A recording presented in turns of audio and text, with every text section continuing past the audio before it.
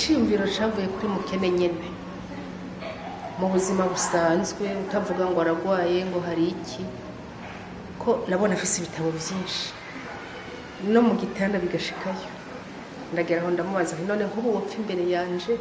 ibitabo byawe no bikoze iki acambwira ati wobishira hano ubu bishaka wese akaza gusoma kugira icyo arondera ashaka muti rero hatanguye ryari we yitavye Imana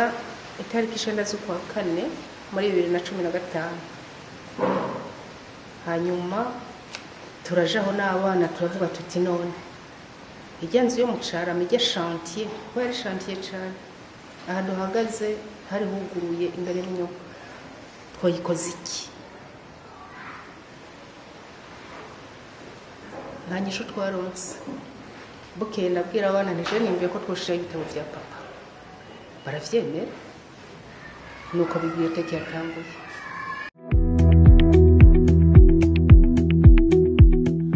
urumva ko yagiye mu gice ca mbere c'umwaka 2015 mu kwezi kw'icenda uwo mwaka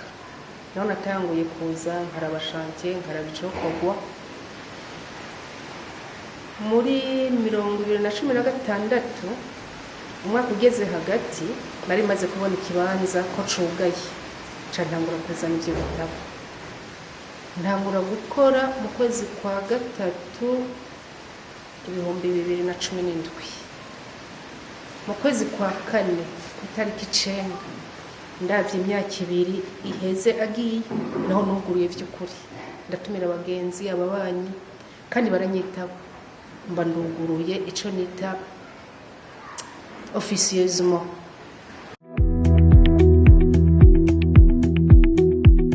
oya ivyo kumva washaka ivyo yandika byari bijanye n'akazi kiwe kuko yakoze nk'umukozi wa leta mu bushikiranganje bw'indero baramwunguruza bamushira muri presidence muri 2015 mu ntango aragaruka mu bushikiranganje bw'indero numva ivyo yanditse rero bijanye n'ivy'indero hanini gusa ni hamwe usanga umuntu munza akunda gusoma adatunze igitabo kimwe hanyuma mu muryango je mfise abana batatu twese twisanze turabantu dukunda gusoma igitabo cyose cyaboneka canke ivyo twahora tukabigura byaciye bizanga ariko kandi hamaze kuza iciyumviro ko tubizana twaraguze n'ibindi n'abagenzi baraduha dufise ubwoko bwose bw'ibitabo kuhagenekereza twomenya ko aha turi mu carama ca kabiri ibarabara mu Yange nimero 68 quartier Carama zegukira Kinama ziri muri zone Kinama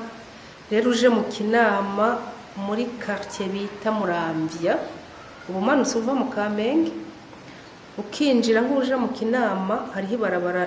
ririmwe amabuye ginjira mu Carama rikuzana neza gushika ku mabarabara abiri ukayatambuka ugashika ku 0 igira 4 hariho idarapo rya CNDD ushuduga haruguru gatoyi urahabona ka etage ka jaune aka etage k'umuhondo naho nyene umuntu ashitse nukuri arasoma mu mutekano ntangere ataco tumusavye